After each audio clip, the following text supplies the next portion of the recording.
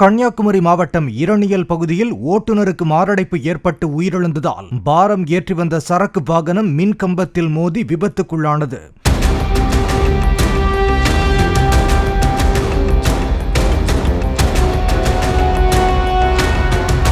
அந்த மின்கம்பத்தை சரி செய்து துண்டிக்கப்பட்ட கேபிள் ஒயரை சாலையின் குறுக்கே போட்டு இணைக்கும் பணியில் இரு ஊழியர்கள் ஈடுபட்டனர்.